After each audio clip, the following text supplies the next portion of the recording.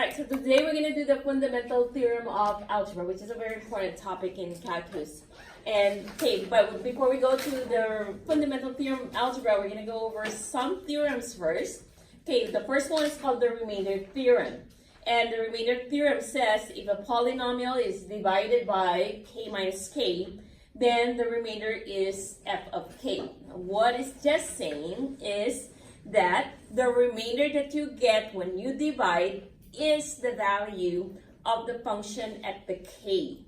So if we're going to do the first example, it says use the remainder theorem to evaluate the function f of x equals 3x cubed plus 8x squared plus 5x minus 7 at x equals negative 2.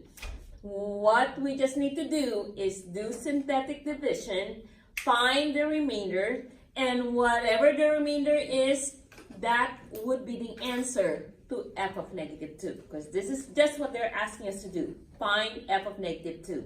So using the remainder theorem, the remainder is the value. So the usual way that we get f of negative 2 is to plug in negative 2 on all the x's, simplify it, and get the answer. Okay, we have another way, and that's by using the remainder theorem, okay, by doing synthetic division. So in the function f of x, there are no missing terms, so that means we're not going to put any zeros. Remember to put zeros on any of the missing terms. So we have the x cubed, we have the x squared, we have the x, and we have the constant. So set up your division, upside down, synthetic, numerical coefficients only, so 3, 8, 5, and negative 7. So 3, 8, 5, and negative 7. Then on the divisor, we don't even have to solve for x because they already given to us, solve already. So it's going to be negative 2. And then we're going to do synthetic division. Remember, all we're after is the remainder because that's the value of f of negative 2. So bring down the 3, right? 3 times negative 2 is negative 6. 8 plus negative 6 is positive 2. 2 times negative 2 is negative 4. 5 plus negative 4 is positive 1. 1 times negative 2 is negative 2. And negative 7 plus negative 2? Negative 9. So this remainder here is the answer. So f of negative 2 then is negative 9. Right? Okay? You want to check? Okay, remember the way that we usually do it is we just plug in the negative 2 on all the x's. So if I'm going to put in the calculator 3 times and then plug in our negative 2 for the x, and then it's a cube, so up 3 plus 8, okay, plus 8 times negative 2 to the second power plus 5x, so 5 times negative 2, and then minus 7. Okay, so let me see if I put it right. 3 negative 2 plus 8 negative 2 squared plus 5 negative 2 minus 7. And voila, negative 9. Remainder theorem. Alright, so that's what you call remainder theorem. So if you look, okay, it took me a while to plug in all the numbers and so on. So can you imagine if you don't have a calculator, this kind of calculator, it's gonna take you a while to find the final answer. But if you do it by the remainder theorem using synthetic division, we found the answer right away. Okay, so that's a nice tool for us to use. So f of negative 2 then is equal to negative 9. Alright? So number 2. So remember, this is the value. Okay. Number 2, the second theorem. It's called the factor theorem. We're also going to talk about the remainder. Okay, remember when we've been doing synthetic division that every time we get a 0, I told you there is a meaning to that. Okay, that's what we call the factor theorem. It says if f of x has a factor x minus k, then it means that your f of k is equal to 0. Okay, what it means in layman's term is if you get a remainder 0, that means that what you're divided with is a factor of the polynomial. That's what it means. So if you look at your example, it says show that, and they're giving us 2 factors, and they're already telling us that they are factors. So we just need to verify that they are, and after that, find the rest of the factors. So those 2 are not the only factors. There's more. We're going to have to find them. Okay, so first, we show that they are factors by showing that the remainder is going to be equal to 0. In other words, using the factor theorem. So x, I'm going to do the first one, which is x minus 2. That's the first factor. You put it equal to 0 so that we can solve for what we're going to put outside the synthetic division. So this will give you positive 2. So set up your synthetic division to check first if there are any missing terms, because we have to insert 0 if we have any missing terms. This is 4th power, 3rd power, 2nd power, 1st power, and then the constant. So there's none. So we're going to put 2, 7, negative 4, negative 27, and negative 18. Okay, outside the synthetic division is the 2 that we got, from the factor that they're giving us. Okay, so we're going to have to show that it's equal to 0. Okay, the remainder will be equal to 0. So bring down the 2. 2 times 2 is 4. Add it up, so that's 11. 11 times 2 is 22. Add negative 4 and 22, that's 18. 18 times 2 is 36. Add them up is negative 9, positive 9, right? Not negative 9. That's positive 9. And 9 times 2 will then give you positive 18. And negative 18 plus 18 is now 0. So it is a factor. So we showed that it is a factor by making sure that the remainder is 0.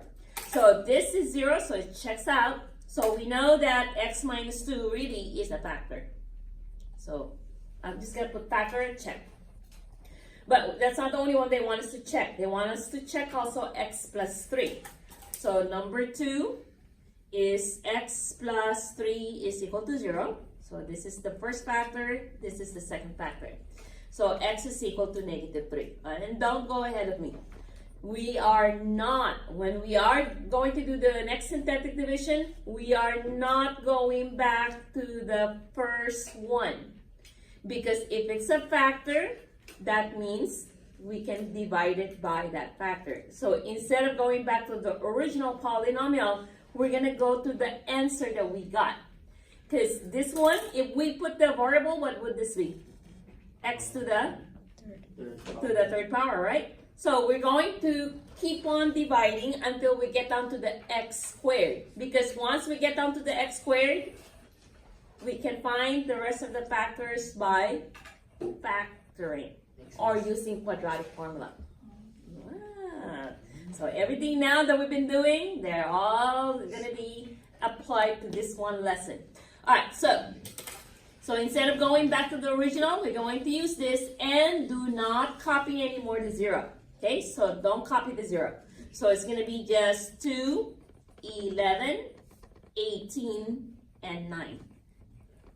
And of course, we're trying to see whether negative 3 is a factor by showing that the remainder is 0. So I'm going to divide by negative 3. So this will become 2. 2 times negative 3 is negative 6. Then 11 plus negative 6, positive 5. 5 times negative 3, negative 15.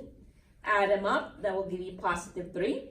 3 times negative 3 is negative 9. And there you go, it is 0. So this checks out to be a factor. That's how you know whether it's a factor if the remainder is 0.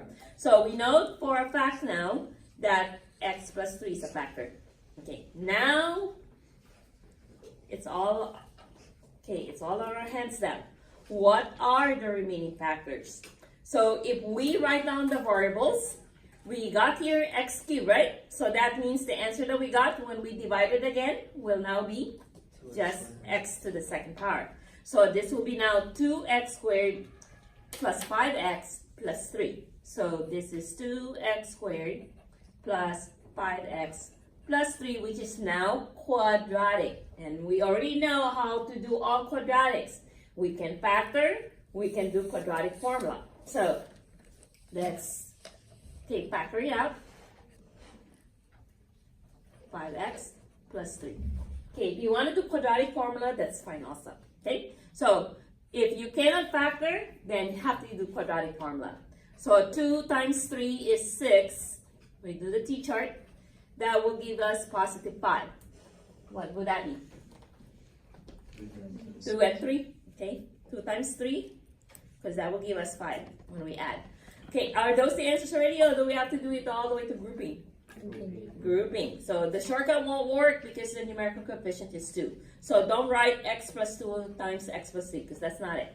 So we're going to write down 2x squared, and instead of 5x, we're going to use the 2 and the 3, because that's the one. Oh, I put 2 plus 5.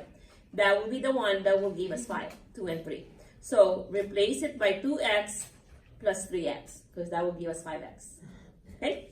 And then the plus 3. And then from here, just group the first two, group the last two. Same old. So this will be 2x and x plus 1. If you take out 2x from each one. Then on 3x plus 3, what's the GCF? 3. It will be 3, right? So we're going to take out the 3. And if we divide 3x by 3, you get an x. And if you divide 3 by 3, you get a positive 1. Remember, these two, they always need to match. So all we need to do now, we already got the answer, we just have to write it. What are the two factors? 2x plus 3. 2x plus 3 and x plus 1. And those are the remaining factors. So now that we have all of them, we're just going to have to write down all our answer. So our answers were, I'm going to write it down here. It'll be x minus 2. Okay, the 2 that they gave us, x minus 2, x plus 3. And then the 2 that we found by factoring, 2x plus 3 and x plus 1. And it's equal to f of x. Because if you multiply all of this, what do you think we will get? 2x to the 4th. 2x to the 4th plus 7x cubed minus 4x squared minus 27x minus 18. If you multiply all factors, you're going to go back to your standard form. Okay? So these are the factors of f of x. Okay? And, okay,